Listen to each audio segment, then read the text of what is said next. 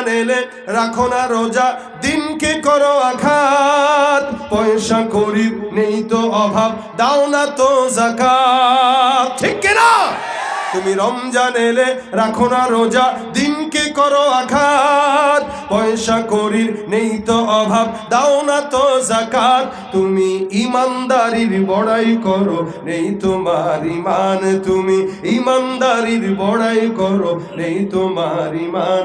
তুমি কেমন মুসলমান, তুমি কেমন মুসলমান, তুমি কেমন মুসলমান, তুমি কেমন মুসলমান।